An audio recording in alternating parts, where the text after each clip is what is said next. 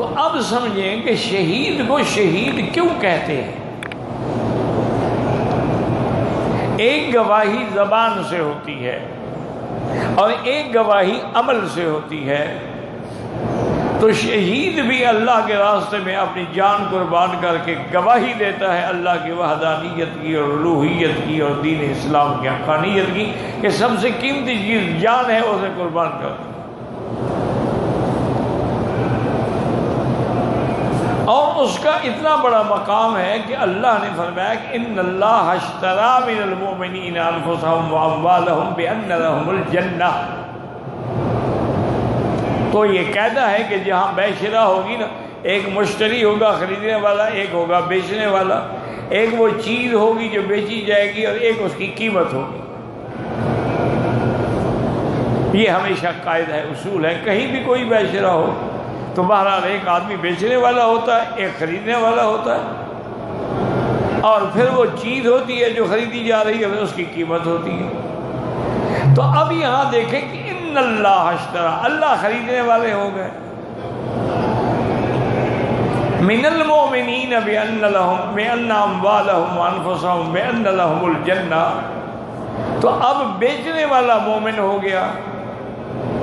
بیچا کیا اس نے؟ اپنی جان. اور قیمت اس کی کیا ہو گئی؟ جنت. بان لهم الجنہ.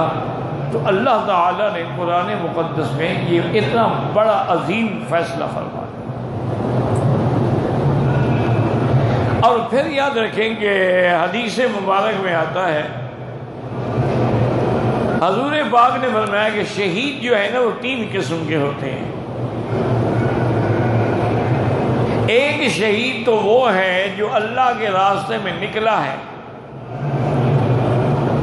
اپنی جان کے ساتھ، مال کے ساتھ، لیکن قتل ہونا نہیں چاہتا، نہ قتل کرنا کسی کو چاہتا ہے. وہ اس لیے نکلا ہے کہ چلو مسلمانوں کی فوج اور مسلمانوں کی تعداد تو بڑھاؤں گا نا.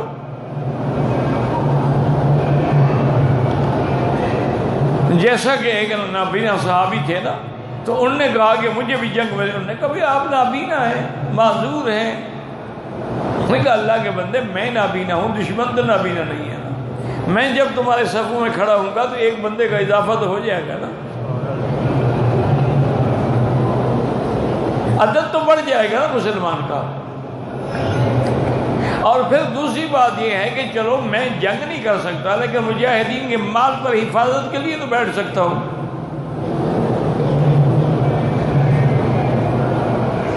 تو اس لیے ہمیشہ یاد رکھیں کہ ایک شہید تو وہ ہے جو نکلا ہے مال کے لیے، جان کے لیے، لیکن اس کا مقصد نہیں ہے کسی کو قتل کرنا، نہ خود قتل ہونا.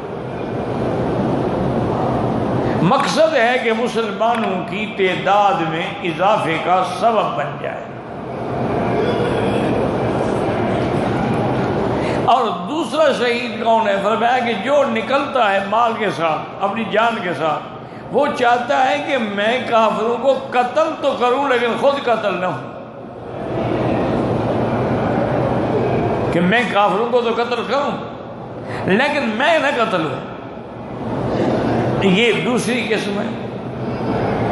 اور تیسری قسم وہ ہے کہ جو اپنے مال جان کے ساتھ دشمن کے مقابلے پہ نکلتا ہے اور اس کی نیت یہ ہے کہ میں اللہ کے راستے میں جہاد کروں گا، قتل ہوں گا یا قتل کروں گا.